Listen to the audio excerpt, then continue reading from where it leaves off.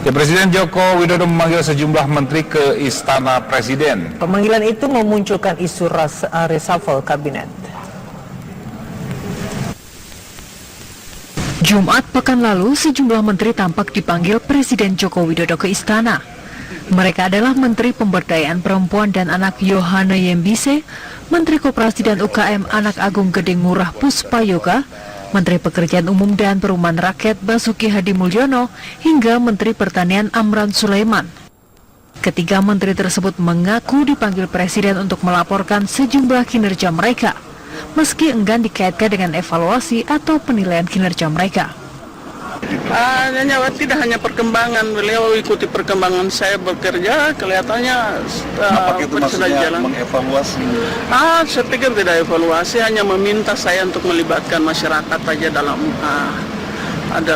mensukseskan program-program kita. Presiden belum ada melibatkan masyarakat? Sudah, saya sudah jelaskan, kita sudah ini, buat saya hanya tinggal melaporkan Presiden bahwa selamanya sudah kita libatkan, kita punya deputi partisipasi masyarakat yang sudah mulai bergerak. Ada masukan lain Bu dari Presiden? Nggak ada. Enggak ngomong gitu. Saya cuma ngelaporin habitat itu.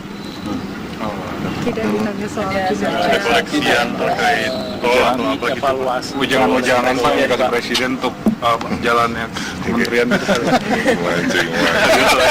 Enggak ada. Termasuk yang soal Pak? Kemarin itu Enggak ada. Muka saya kan kelihatan kalau saya bohong. Aman ya Pak ya? Bukan, kalau saya bohong kan pasti kelihatan. Enggak ada. Saya benar-benar cuma ngelaporin itu. Ya. Itu yang tadi kan kinerja itu tadi. Beliau tanyakan kinerja, mana laporannya kami bawa. sudah cukup puas Pak Presiden Pak? Tergantung beliau, ditanya ke beliau. Harga daging kemarin gimana Pak?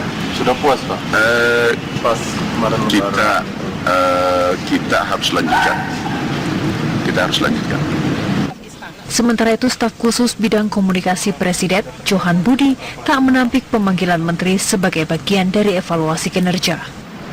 Sekali lagi soal reshuffle, Pak Presiden yang tahu ya. Tapi kalau mengevaluasi, kalau melakukan evaluasi kinerja, saya kira itu dilakukan tidak pada satu titik waktu tertentu. Gitu. Isu perombakan kabinet ini kian mengemuka menyusul merapatnya sejumlah partai politik. Perombakan kabinet ini pun kian dikaitkan dengan jatah dukungan bagi parpol pendukung. Dari Jakarta, Dwi Suci Amalia, Gunadi Cahya, TV One mengabarkan.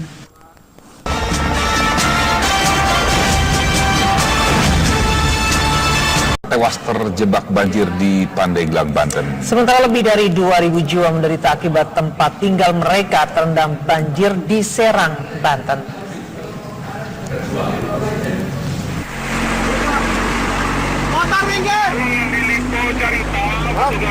Timbunan lumpur memenuhi jalanan menuju Pantai Carita sepanjang 1 km setelah banjir bandang melanda kawasan Tahura dan Gunung Asepan, Pandeglang, Banten. Lumpur setebal 1 meter ini membuat petugas gabungan BPBD Pandeglang, TNI, dan Polri kewalahan membersihkan jalan. Bahkan tak jarang sejumlah kendaraan pun terjebak. Peristiwa ini terjadi akibat hujan deras pada Minggu malam di wilayah Kabupaten Pandeglang, Banten hingga mengakibatkan 4 orang meninggal dunia. Kejadian ini yang orang dari kelalaian mobil terjebak di dalam banjir sehingga dia meninggal.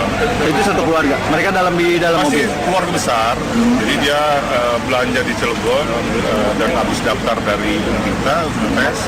Jadi di sana pulang ke Labuan dia terjebak. Petugas gabungan pun masih terus menyingkirkan material longsor di kawasan wisata Pandeglang, Banten dengan menggunakan alat berat. Sementara itu, banjir melanda hampir di seluruh desa di Kecamatan Anyer, Cinangka, Mancak, dan Samapi, Serang, Banten. Sebanyak 2.118 warga kini masih menunggu datangnya bantuan. Banyak warga yang terjebak di rumah mereka dan tak sempat mengungsi lantaran banjir datang secara tiba-tiba. Masuk semua ya air ke dalam? Masuk semua ke kamar. Ada barang-barang yang Ada teras tinggi tuh, ada tangga, 3 tangga tuh masuk ke dalam. untuk ada barang yang ke bawah? Ada banyak. Banyak. Kursi pada hanyut. Banjir terjadi setelah hujan deras mengguyur sebagian wilayah Banten hingga membuat sungai meluap. Belum lagi sistem drainase dan gorong-gorong yang dinilai kurang baik. Dari Serang dan Pandeglang, Banten, Siti Ma'rufah, TV One mengabarkan.